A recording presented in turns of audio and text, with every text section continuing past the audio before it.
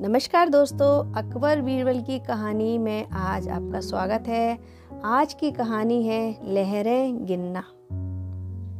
एक बार की बात है, बादशाह अकबर के दरबार में उनसे नौकरी मांगने की फरियाद लेकर एक व्यक्ति पहुंचा। उसकी कुछ देर बातें सुनने और बुद्धि की परीक्षा लेने के बाद बादशाह ने उसे चुंगी यानी टैक्स वसूलने वाला अधिकारी बना दिया। बीरबल भी उस दरबार में मौजूद थे। उन्होंने उसे कुछ देर ध्यान से देखने के बाद कहा कि बादशाह, यह व्यक्ति ज़्यादा ही चालाक लग रहा है। यह जल्द ही कुछ न कुछ बेईमानी जरूर करेगा। होते होते कुछ समय गुजरा और तब तक उस व्यक्ति ने टैक्स वसूलने का काम पूरी तरह संभाल लिया था। एक दिन बादशाह अकबर के पास एक दो व्यक्ति उस अधिकारी की शिकायत लेकर आए। शिकायतें मामूली थीं, इसलिए उन पर ज़्यादा किसी ने ध्यान नहीं दिया।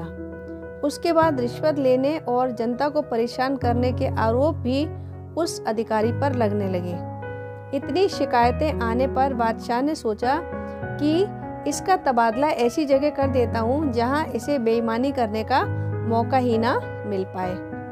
इतना सोचते ही बादशाह ने फैसला किया कि उसे अस्तबल का मुंशी बनाया जाएगा। फिर अकबर ने मन में कहा कि अब घोड़ों की लीद उठवाने के काम में ये क्या ही बेईमानी कर पाएगा। वहां मुंशी के पद पर पहुंचते ही उस व्यक्ति ने फिर रिश्वत लेना शुरू किया। उसने सीधे घोड़े की देखभाल करने वालों से कह दिया कि तुम लोग घोड़ों को कम दाना पानी खिलाते हो। इसका पता बादशाह को चला है, इसलिए मुझे लीद को तौलने के लिए भेजा है। अब अगर लीद का वजन कम हुआ तो सबकी शिकायत बादशाह से कर दूंगा। इसी तरह से उस मुंशी से परेशान होकर हर घोड़े के हिसाब से उसे 1 रुपये लोगों ने देना शुरू कर दिया। यह बात भी कुछ समय बाद अकबर तक पहुंच गई। उन्होंने मुंशी को सीधे यमुना की लहरें गिनने का कार्य सौंप दिया। फिर बादशाह के मन में हुआ कि अब यहाँ तो यह कोई बेईमानी कर ही नहीं पाएगा। कुछ ही दिनों में जैसे ही वो व्यक्ति यमुना किनारे पहुंचा तो वहां भी उसने अपना दिमाग दौड़ा लिया। वो नाव से सवारी करने वालों को रोक रोक कर कहता कि मैं लहरें गिन रहा हूँ, ऐसे में तुम लोग यहाँ से नहीं निकल सकते हो। इसी जगह पर 2-3 दिन तक रुकना होगा। रोज रोज ऐसी बातें सुनकर नाव चलाने वालों ने अपने कार्य को जारी रखने के लिए उसे 10-10 रुपए रिश्वत देना शुरू कर दिया। अब यमुना किनारे भी वो व्यक्ति खूब बेईमानी कर रहा था। 1-2 महीने में यह बात भी बादशाह तक पहुंच गई। तभी अकबर ने एक लिखा हुआ आदेश भिजवाया, नाव को रोको मत, जाने दो।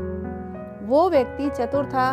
उसने बादशाह के आदेश वाले पत्र को नावों को रोको मत, जाने दो कर दिया था। इस थोड़ी हेरफेर के बाद उसने अकबर का आदेश वहां टंगवा दिया।